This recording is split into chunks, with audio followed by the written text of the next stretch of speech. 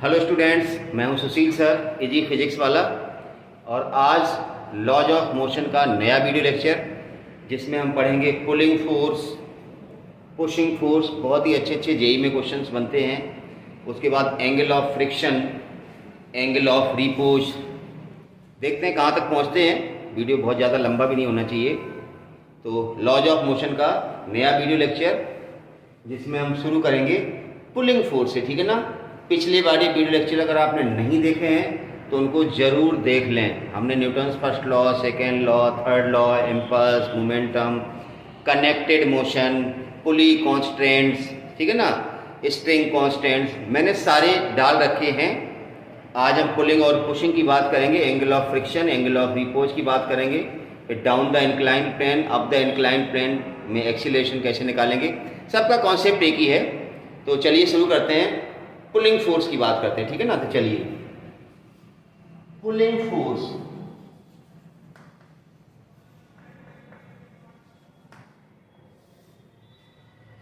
देखिए, हर video lecture को समझने के लिए बेसिक्स बहुत ज़रूरी है। जैसे बेसिक्स का मतलब मैंने पहले ही वीडियो लेक्चर में बताया था कि नॉर्मल रिएक्शन क्या होता है, कांटेक्ट फोर्स क्या होता है, स्ट्रिंग का टेंशन क्या होता है, वेट किधर लगता है, कब नॉर्मल रिएक्शन वेट से बैलेंस होता है, कब normal reaction mg cos theta से बैलेंस होता है।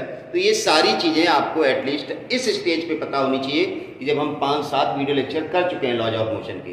तो चलिए शुरू करते हैं पुलिंग फोर्स से, ठीक है ना। कंसीडर कर लीजिए ब्लॉक,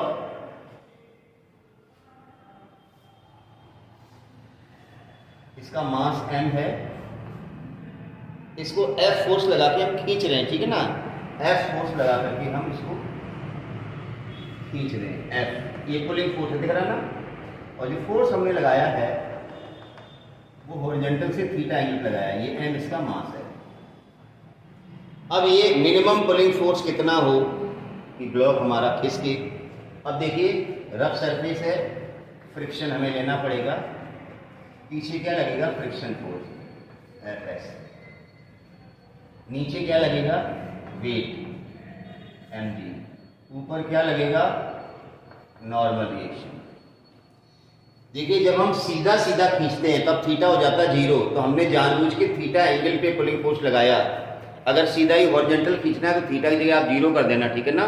तो हम थीटा एंगल पे पुलिंग फोर्स लगा रहे हैं, तो एक अच्छा रिजल्ट आपको यहाँ पर मिल जाएगा।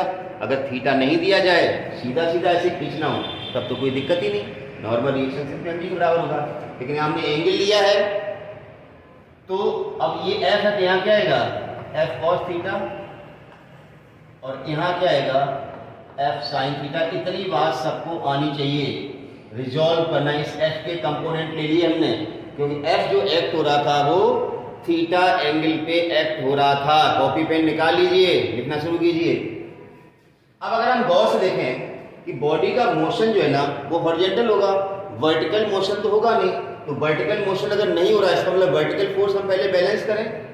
तो वर्टिकल फोर्स क्या है, देखो, n plus f sin theta, n plus f किससे बैलेंस हो रहा है, mg से। तो n बराबर कितना आ जाएगा यहाँ पर, mg माइनस f। ध्यान रहे, पुलिंग के केस में नॉर्मल रिएक्शन जो होता है वो वेट से कम होता है। और हमने कल एक क्वेश्चन भी ऐसा कराया था, कल का मतलब है पिछले वीडियो लेक्चर में। तो वहां पर बताया था कि mg था 40 न्यूटन और नॉर्मल रिएक्शन कितना आया था, 30 न्यूटन। वो इसलिए आया था कि एंगल पे फोर्स लग रहा था। यही कारण है कि it is easier to pull a lawn mower than to push it. तो काफी चीजें हैं इसमें। तो चलिए, अब इधर देखो, हॉरिजॉन्टल मोशन के लिए f cos theta is greater और equals to fs। f cos theta greater than और equals to fs। f cos theta greater than और इक्वल्स टू fs क्या होता है, μs इंटू n, ठीक है ना। तो अब हमें n की वैल्यू, ये चीज जो है ना यहाँ डाल देनी है, एन की वैल्यू यहाँ पर डाल देनी। तो F cos theta greater than equals to mu S, N की value M G minus F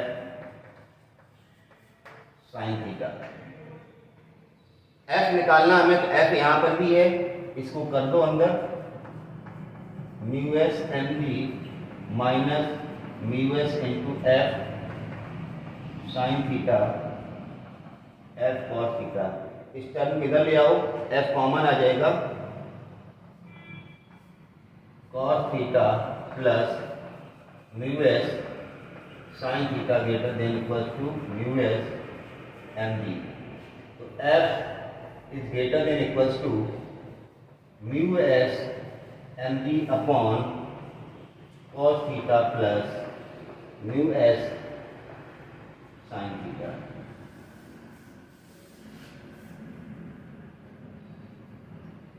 ये पुलिंग फोर्स का फार्मूला आ गया, नोट कर लीजिए, mu S M G upon cos theta plus mu S sine theta.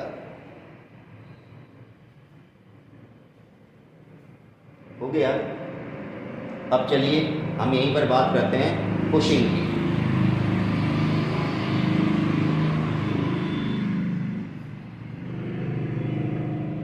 Greater than और equals to है, मतलब आप इक्वल मान के चलिए, इतना तो होना ही चाहिए,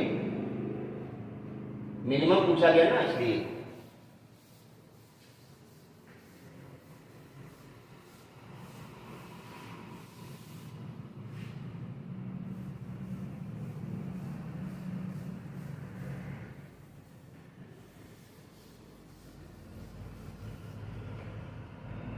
अब बात करते हैं पुशिंग फोर्स की।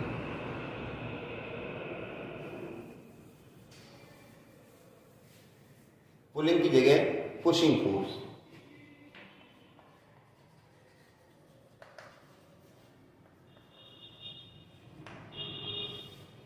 पुशिंग फोर्स, अब हम ब्लॉक को ऐसे पुश करेंगे।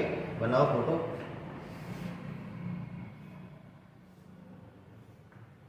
वो एक ब्लॉक ले लिया, रफ सरफेस पे रखा है।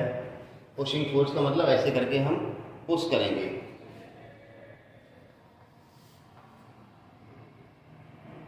ये एफ है पुशिंग फोर्स, ठीक है ना, इस तरह से। ये थीटा एंगल हो गया। अब आपके समझ में आ गया होगा F cos theta F sine theta कहाँ जाएगा, यहाँ क्या आएगा, यहाँ पे एफ कॉस थीटा आएगा, लेकिन यहाँ पर आएगा एफ साइन थीटा। देखो अब गौर से, ये फोर्स ऐसे लग रहा है, थीटा ये कॉस आएगा, साइन यहाँ आ जाएगा एफ साइन थीटा, और नीचे क्या लगेगा वेट, ऊपर क्या लगेगा नॉर्मल रिएक्शन। बिल्कुल सेम जैसे अभी किया था, उसी कॉन्सेप्ट पे चलिए। अब आपको रिजल्ट क्या मिलेंगे देखिए, F sine theta plus m g is equal to N, F sine theta plus m g is equal to N. Equation number 1 N की वैल्यू आ गई आपके पास। दूसरा एफ कॉस थीटा, पीछे क्या लगेगा फ्रिक्शन एफ एस, फिर वही चीज F cos theta is greater than और इक्वल्स टू, हमने इक्वल लगा दिया, ग्रेटर देन और इक्वल्स टू दोनों ही चीजें हो सकती हैं, एफ एस मतलब mu S into N, F cos theta, N की वैल्यू डाल दो, एफ कॉस थीटा बराबर म्यू एस इंटू एन बराबर F sine theta plus m g.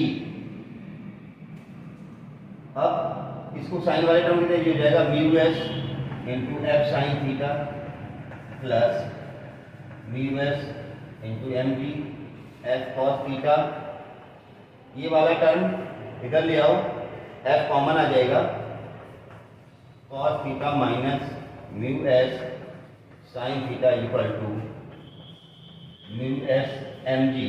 This gives F is equal to mu S M G upon cos theta minus mu s. फार्मूले में sir क्या change है, pulling के case में यहाँ plus था और पुशिंग के केस में यहाँ माइनस है और कोई चेंज नहीं। Note down.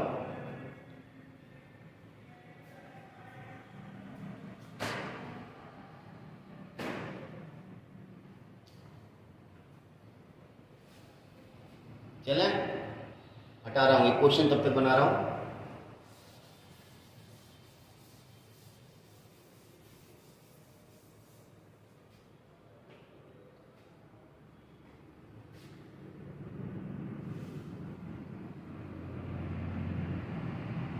ब्लॉक है, कोफिशिएंट ऑफ फ्रिक्शन जो दिया गया है, कितना दिया गया है 0.5,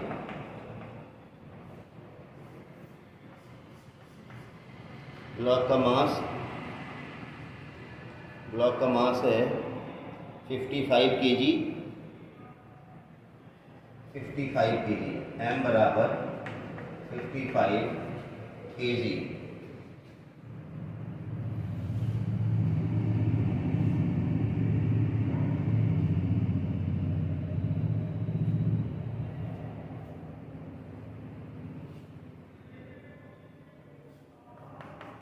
ये स्ट्रिंग पुली के थ्रू जा रही है ऐसे करके।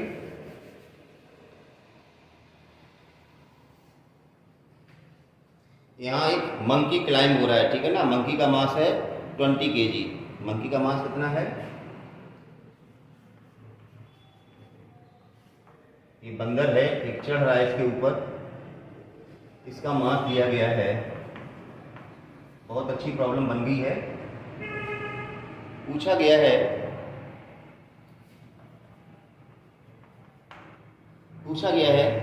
Find out maximum acceleration of monkey, find out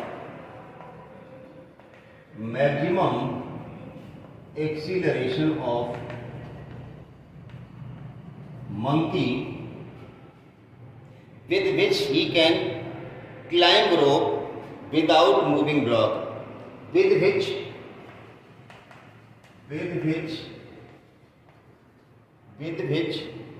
he can climb rope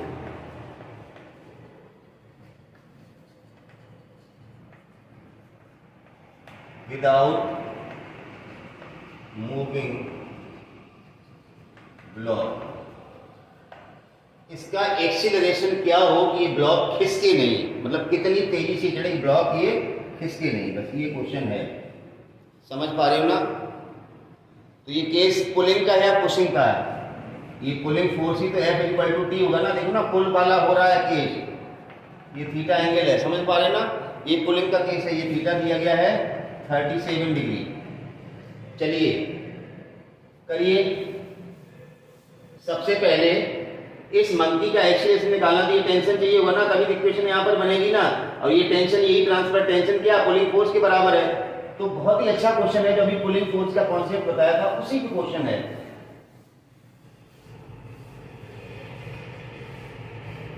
अब ये ब्लॉक खिसके नहीं, इसका मतलब हमने बताया ना F इज ग्रेटर देन और इक्वल्स टू, तो इक्वल्स टू ही रखना, ग्रेटर रख दोगे खिसक जाएगा, तो इक्वल्स टू ही रखना है, ठीक है ना। तो पुलिंग फोर्स F बराबर, बताइए अगर आपको फार्मूला याद है पुलिंग फोर्स का, म्यू एस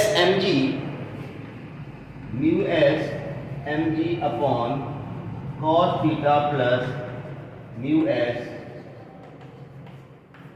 ये फार्मूला था पुलिंग फोर्स का। म्यू एस दिया गया 0.5, F बराबर 0.5, मास ब्लॉक का दिया गया 55, G10 में cos थीटा मतलब cos 37 प्लस म्यू एस 0.5 और साइन 37 का ट्रायंगल 10 बार तो मैं बता चुका हूं, फिर भी आपको याद नहीं हो रहा, पता नहीं क्यों, वापस बना देता हूं। 37 3 4 5, अब cos 37 क्या होगा 4/5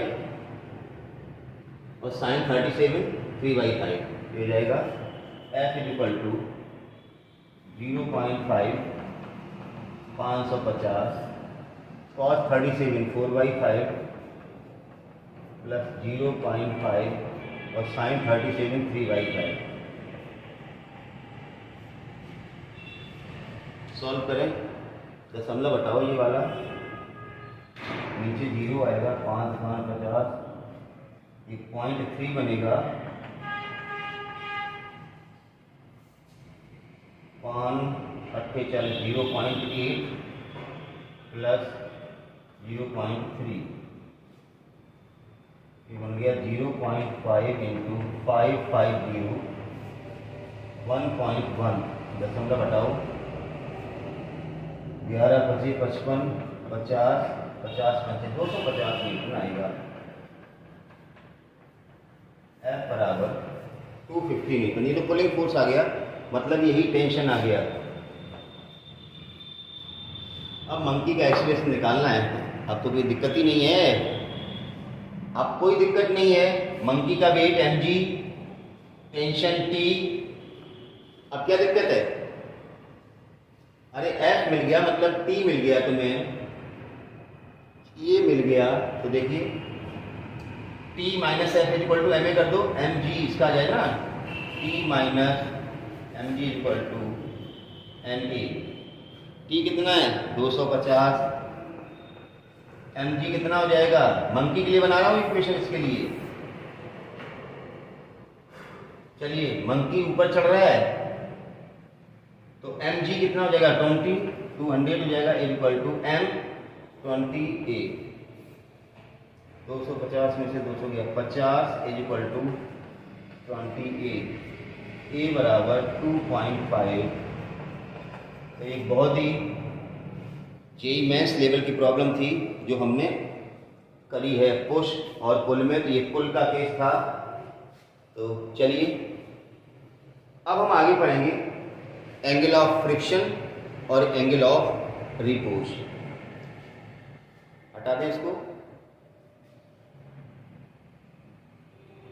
चलिए हटा दें।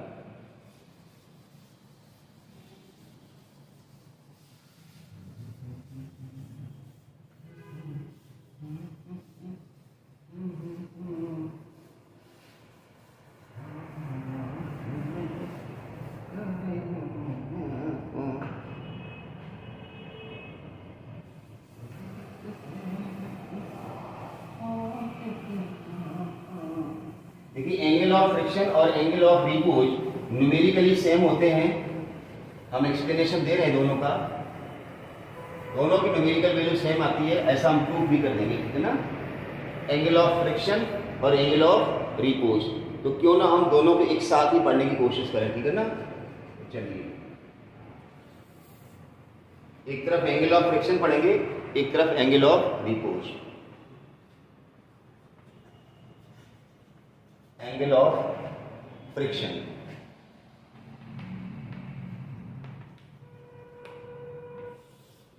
और इधर पढ़ेंगे हम angle of repose. Angle of friction और एंगल ऑफ रिपोज। देखिए एंगल ऑफ फ्रिक्शन क्या होता है। ब्लॉक कंसीडर करें पहले, एक ब्लॉक है,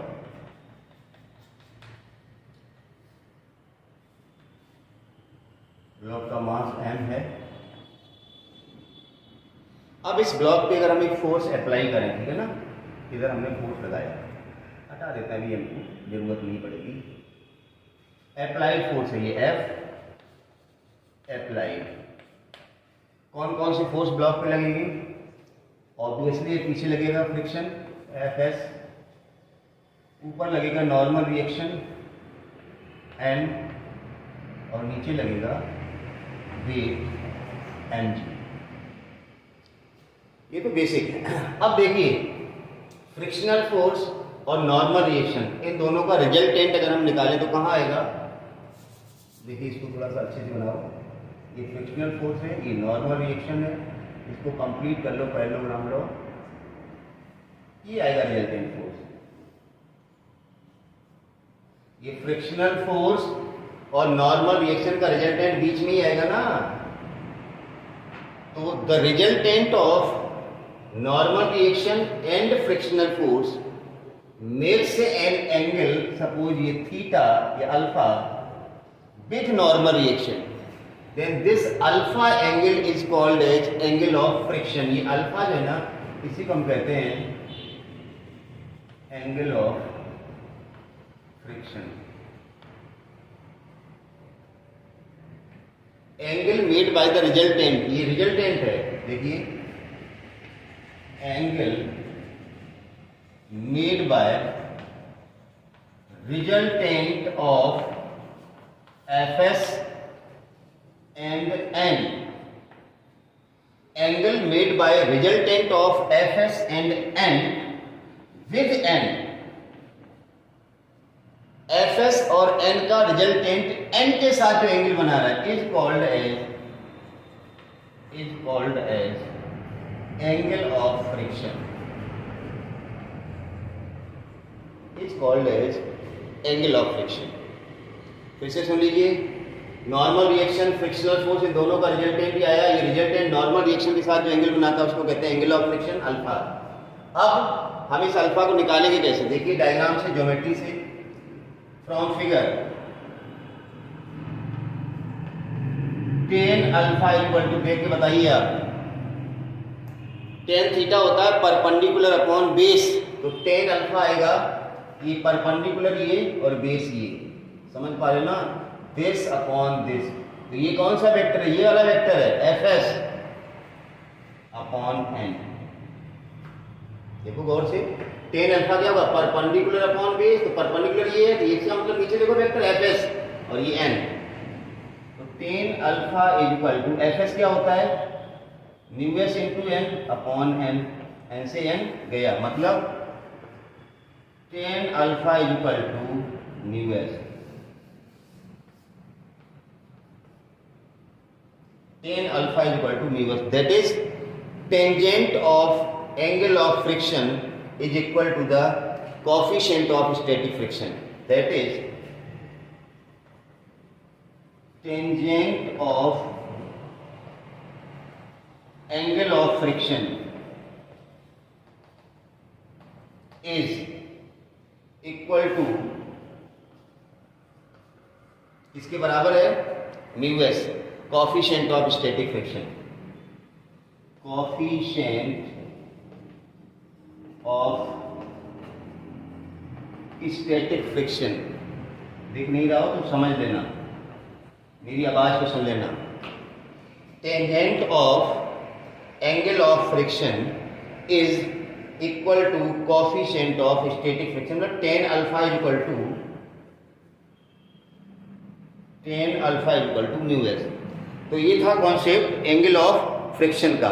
जब हम किसी ब्लॉक पे अप्लाइड फोर्स या फोर्स अप्लाइड करते हैं तो फ्रिक्शनल फोर्स और नॉर्मल रिएक्शन का जो रिजल्टेंट होता है वो नॉर्मल रिएक्शन के साथ जो एंगल बनाता है उस एंगल को कहते हैं एंगल ऑफ फ्रिक्शन। अब आइए बहुत इंपॉर्टेंट चीज़ है angle of repose. Angle of repose ये इंक्लाइंड प्लेन का एंगल होता है। जैसे मान लो कोई भी इंक्लाइंड प्लेन है आपके पास, जैसे मान लो ये हॉरिजॉन्टल सरफेस है, अब इस पे अगर कोई ब्लॉक रखा है तो वो तो ऑब्वियसली इक्विलिब्रियम में ही होगा, लेकिन अगर इसका इंक्लिनेशन थोड़ा सा बढ़ा दें, ऐसे करके बढ़ाते जाएं, तो एक कंडीशन क्या आएगी, पार्टिकुलर एंगल पर it just start the sliding motion, ये धीरे धीरे खिसकना शुरू करेगा, होगा ना।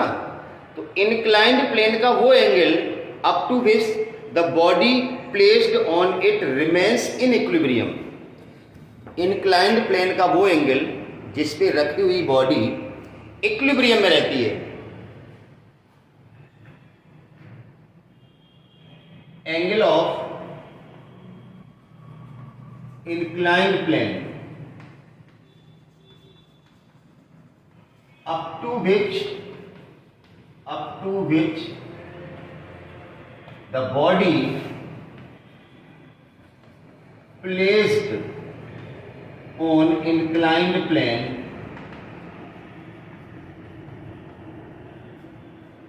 remains in equilibrium। मतलब जस्ट स्टार्ट होने वाली, स्टार्ट नहीं है बॉडी, रेस्ट में ही है, उससे ज्यादा एंगल होते ही उसका मोशन क्या हो जाएगा, शुरू हो जाएगा। मतलब लिमिटिंग केस हो गया एक तरह से, समझ गए ना। तो angle of inclined plane up to which the body placed on it या placed on inclined plane remains in equilibrium.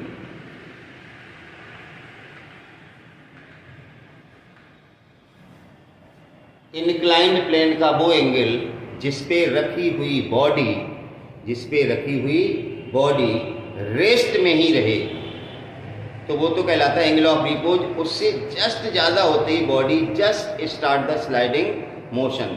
तो मैंने कहा पर यहाँ पर जो फ्रिक्शन होगा वो लिमिटिंग फ्रिक्शन लिया जाएगा μs मैक्स, क्योंकि लिमिटिंग फ्रिक्शन से ज़्यादा फोर्स लगाते ही बॉडी क्या करेगी, जस्ट स्टार्ट्स द मोशन।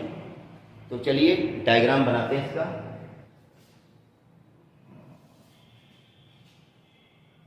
ये रहा इंक्लाइन प्लेन, ठीक है ना, ये रहा एंगल ऑफ इंक्लिनेशन। रखिए भाई इस पे बॉडी, रख दी भाई बॉडी, रख दी बॉडी। अब इस बॉडी पे कौन कौन से फोर्स लगेंगे, ये जिसको आता है कहाँ कहाँ लगेंगे, इसका मतलब उसने थोड़ी बहुत फिजिक्स पढ़ी है। और इस बॉडी पे लगने वाले फोर्स ही नहीं अगर पता है तो आप कल्पना कर सकते हो उसने कितनी अच्छी फिजिक्स पढ़ी होगी। समझ गए ना। तो चलिए भाई, हमें तो पता है फोर्स कौन कौन से लगेंगे। एक तो वेट mg सीधा नीचे की ओर वर्टिकली डाउनवर्ड। हालांकि इसको बताने की जरूरत नहीं, इस स्टेज पे आपको पता होने चाहिए कि कौन सा फोर्स हमारे काम का है, कौन सा फोर्स हमारे काम का नहीं। हमें mg के कंपोनेंट लेने हैं। कौन कौन से कंपोनेंट, यहाँ आएगा साइन और यहाँ आएगा कॉस। कंपोनेंट लेने आते ना, एंगल के साथ कॉस कंपोनेंट और इसके अपोजिट का मतलब परपेंडिकुलर कंपोनेंट, साइन कंपोनेंट। ध्यान रखना, जिस वेक्टर के आप कंपोनेंट ले रहे हो वो वेक्टर दोनों कंपोनेंट के बीच में ही होना चाहिए। कई बार क्या होता है कॉस ले लेते हो, साइन पता नहीं कहाँ ले जाते हो। तो चलिए, एंगल थीटा है, ये भी थीटा हुआ, यहाँ आएगा mg cos थीटा और इधर आएगा mg sin थीटा। इधर जाएगा नॉर्मल रिएक्शन n। ऑब्वियसली है ब्लॉक ऊपर तो उठेगा नहीं, ब्लॉक तो नीचे ही खिसकेगा। तो इसका अपोज कौन करेगा, Fs। फ्रिक्शन इसका अपोज करेगा भाई। समझ पा रहे हैं ना ये डायग्राम। mg नीचे आता है, मैंने कहा था इंक्लाइंड प्लेन पे normal reaction mg cos theta से बैलेंस होता है, और इंक्लाइंड प्लेन पे जो स्लाइडिंग फोर्स होता है जो खिसकाता है वो mg sin थीटा होता है। कुछ नहीं, सबसे पहले तो नॉर्मल रिएक्शन तुम्हें पता ही, यहाँ mg cos थीटा के बराबर नॉर्मल रिएक्शन की जरूरत हमें पड़ती है। तो यहाँ पर n बराबर क्या होता है, mg cos थीटा। दिख रहा ना, n बराबर mg cos थीटा। अब ये खिसकाएगा और ये अपोज करेगा, नहीं खिसकने देना चाहेगा। तो हमने कहा था that angle of inclination up to which the body remains in equilibrium. इसका मतलब ये से बैलेंस हो रहा है, मतलब mg sin theta is balanced by fs, और fs क्या होता है μs इंटू n। n की वैल्यू डाल दो, mg cos थीटा खत्म थे। mg sin theta equal to μs, और n की जगह mg cos थीटा। mg से mg कट गया, cos किधर ले आओ, ये बन जाएगा tan theta equal to μs। Equation number 2। अब आप जरा 1 और 2 को गौर फरमाइए। tan थीटा बराबर μs और tan थीटा बराबर tan अल्फा बराबर, इसका मतलब अल्फा बराबर थीटा हो गया ना। फ्रॉम 1 and 2 अल्फा बराबर थीटा, मतलब एंगल ऑफ फ्रिक्शन और angle of repose numerically same होते हैं। क्या बोला, एंगल ऑफ फ्रिक्शन और angle of repose numerically same. Angle of friction में भी आपने कहा tan alpha equal to μs, tangent of angle of friction equal to coefficient of strain. यहाँ पर भी tan theta, tangent of angle of repose, theta क्या है angle of repose, उसकी टेंजेंट किसके बराबर है, μs के बराबर। तो इसका मतलब दोनों चीजें बराबर, tan थीटा बराबर tan अल्फा, tan थीटा बराबर μs, tan अल्फा μs, मतलब tan थीटा बराबर tan अल्फा, मतलब थीटा बराबर अल्फा। तो that is angle of friction and angle of repose are equal. अब मैंने बताया था कि एक्सीलरेशन भी ब्लॉक का निकालना आपको आना चाहिए। ब्लॉक नीचे आ रहा है या ऊपर ले जा रहे हो, हटा देता हूं। अब कुछ भी नया कॉन्सेप्ट नहीं है। अब आप जो भी काम करेंगे इन्हीं चीजों में रह करके करेंगे, कुछ नया नहीं आपको मिलने वाला है। एक्सीलरेशन डाउन द ब्लॉक कर लेते हैं, अप द ब्लॉक कुछ भी नहीं करना। देखो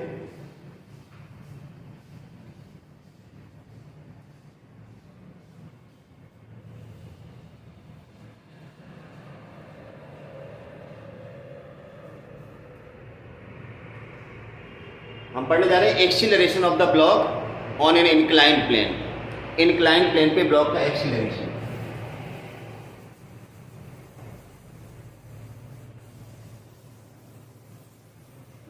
बिल्कुल भी साफ ही नहीं होता है,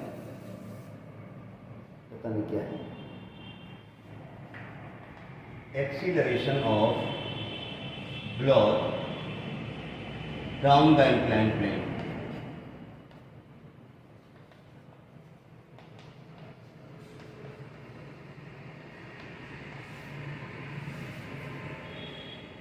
एक समझ लो, दूसरा तो अपने आप समझ में आ जाएगा। डाउन समझ में आ जाएगा तो आप अपने आप समझ में आ जाएगा। बनाइए इंक्लाइंड प्लेन, बना दिया अभी इंक्लाइंड प्लेन। क्योंकि एक्सीलरेशन निकालना आ जाएगा तो आपको वर्क निकालना आ जाएगा। वर्क क्या होता है? Force into displacement. फोर्स क्या होता है? M into a. तो वर्क का फार्मूला क्या हुआ? M a s. अब ए निकालना आ गया तो डब्ल्यू निकालना आ गया, समझ लेना। नहीं तो आपको सर ने वर्क नहीं समझाया, यहाँ पर ये नहीं समझाया। तो जो कह रहा हूँ एक्सीलरेशन आ गया, निकालना मतलब वर्क निकालना आ गया। कि इंक्लाइंड प्लेन पे कोई ब्लॉक नीचे आ रहा तो कितना वर्क करना पड़ेगा, ऊपर जा रहा तो कितना वर्क करना पड़ेगा। मतलब आपको नीचे और ऊपर के केस में एक्सीलरेशन निकालने आने चाहिए, वर्क अपने आप आ जाएगा। तो चलिए एक्सीलरेशन निकाल देते हैं। इंक्लाइंड प्लेन पे ब्लॉक रखा है, इसका मास m है, ये नीचे आ रहा है, थीटा एंगल है, इसका एक्सीलरेशन नीचे है मान लो। नीचे कौन सा फोर्स लगेगा? mg sine theta. पीछे कौन सा लग रहा है? fs। तो net force is equal to mass into acceleration हमें करना है। ब्लॉक किधर आ रहा है? नीचे। तो नेट फोर्स कितना होगा? mg।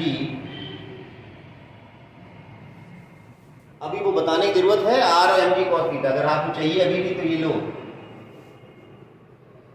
mg cos थीटा किससे बैलेंस होगा?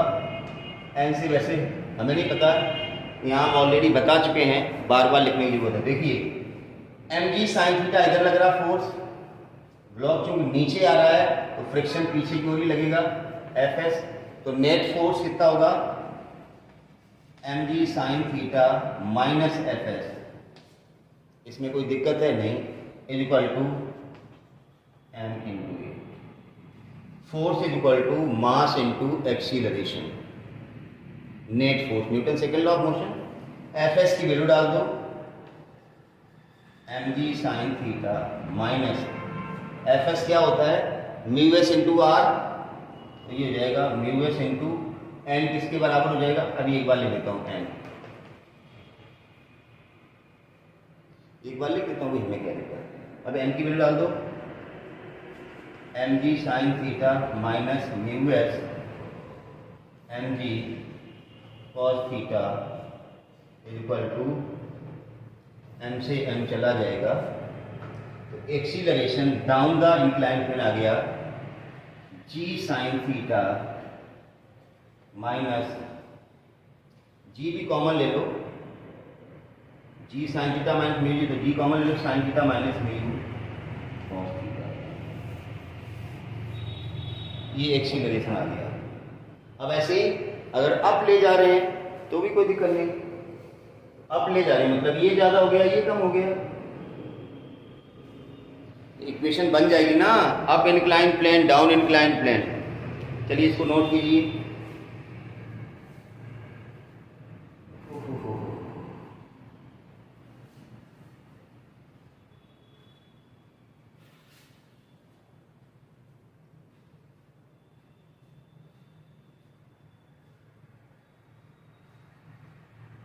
हटाएं।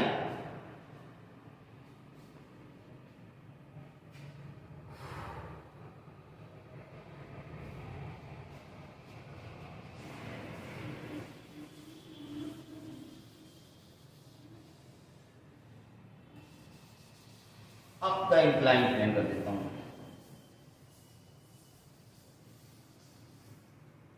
Acceleration of block up the inclined plane. Block अब ऊपर जा रहा है। 1 मिनट अपने आप करने की कोशिश करो। ये ब्लॉक है, इसका एक्सीलरेशन इधर है, ब्लॉक का मास है। करिए अपने आप।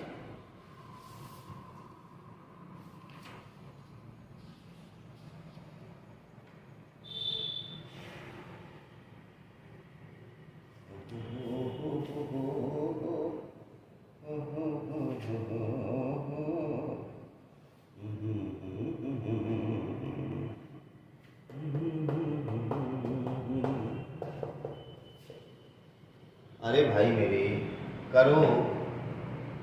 And mg cos theta mg sin theta, ऊपर ले जा रहे हो आप, आपका एक्सीलरेशन इधर है तो फ्रिक्शनल फोर्स इधर ही लगेगा, Fs। अब इक्वेशन क्या बनेगी? Fs plus mg sin theta is equal to ma यार। Fs plus mg sin theta is equal to ma। Fs की वैल्यू डाल दो, mu s into mg cos theta plus mg sin theta is equal to, m से m cut जाएगा यार, e बराबर आ जाएगा। Direct लिख रहा हूं, e बराबर क्या आएगा? g कॉमन आ जाएगा, m से m तो गया, sign theta plus mu cos theta, mu cos theta. Mu से मतलब म्यू एस या म्यू के ले लो, काइनेटिक है, मोशन है तो म्यू के ले लो। एफ एस जगह एफ के ले लेना, उसमें कोई दिक्कत नहीं। मोशन है तो एफ के ले लेना, म्यू की जगह म्यू के ले लेना। तो इस तरह से आप एक्सीलरेशन निकाल लेंगे, और एक्सीलरेशन निकाल लेंगे तो वर्क निकाल लेंगे। वर्क क्या होता है? MAS। ए आपको निकालना आ गया तो वर्क का अगर पूछा जाए तो वर्क होता है MAS। ए की वैल्यू डाल देना। एस क्या है? डिस्टेंस, कहां से कहां तक ले गए, कितना मीटर। एम उसका मास, बस ए की वैल्यू डालनी है तो आपको क्या मिल जाएगा? वर्क का फार्मूला भी मिल जाएगा। समझ पा रहे हैं ना? तो ये आज के वीडियो लेक्चर में हमने क्या पढ़ा है? बेसिकली एंगल ऑफ फ्रिक्शन पढ़ा है, एंगल ऑफ रिपोज पढ़ा है, पुशिंग पढ़ा है और पुलिंग पढ़ा है। तो अगले वीडियो लेक्चर में कुछ और नई चीज़ें लेकर के आएंगे। तब तक आप जो पिछला जो काम है वो पूरा कंप्लीट कर लें, सारा अच्छे से रिवाइज कर लें, ढंग से आपको याद होना ही चाहिए सारी चीज़ें। मैंने कहा ना, पीछे का कुछ भी याद नहीं यार तो आगे का कुछ भी आपको नहीं पता चलेगा क्या होता है। तो वीडियो लगातार देखते रहें, कॉपी पेन लेकर के बैठें। हर वीडियो लेक्चर में मैं 100 बार कह चुका हूँ ये बात कि जब भी वीडियो ऑन करते हो तो आपके पास कॉपी पेन होना चाहिए। कॉपी पेन लिख करके बैठो। अब आप कॉपी पेन लेकर के ही नहीं बैठते हो तो इसका कोई मतलब नहीं रह जाता है, कोई भी मतलब नहीं रहता है। तो चलिए देखते रहिए वीडियो, चैनल को सब्सक्राइब कर दीजिए अगर अभी तक भी सब्सक्राइब नहीं किया है, और कोई भी दिक्कत आए तो कमेंट बॉक्स में पूछ लिया करो, ठीक है ना। Thank you for watching.